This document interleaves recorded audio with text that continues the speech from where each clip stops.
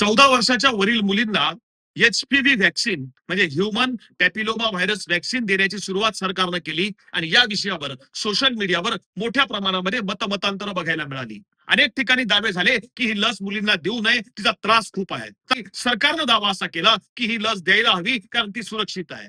पण या विषयावर जेव्हा एक सामान्य नागरिक म्हणून आम्ही विचार करतो त्यावेळी शासनामधल्या अधिकाऱ्यांची आणि वैद्यकीय अधिकाऱ्यांची जबाबदारी अशी आहे की या लसी संदर्भात जर सामान्य माणसाच्या मनामध्ये काही शंका असतील तर त्या शंकांचं निरसन करायची जबाबदारी ही राज्यकर्त्यांची आहे. जर ही लस सामान्य माणसं घ्यायला तयार नाहीत अशा वेळी या लसीची सुरुवात वार्डामधल्या नगरसेवकांनी, विधानसभा मतदारसंघामधल्या आमदारांनी, लोकसभा मतदारसंघामधल्या खासदारांनी, जिल्ह्याच्या पालकमंत्र्यांनी आणि राज्याच्या मंत्र्यांनी आपल्या कुटुंबातील मुलींना ही लस सार्वजनिकरित्या सर्वांसमोर देऊन त्याचं उदाहरण लोकांसमोर प्रस्थापित करायला हवं. लोक आपोआप आपल्या मुलींना ही व्हॅक्सिन देतील. पण असं होताना कुठं दिसत नाही. तुम्ही केवळ सामान्य माणसांना, नागरिकांना आवाहन करतायत की ही लस घ्या. पण याला काही उदाहरण इतिहासामध्ये काही दाखला आहे का?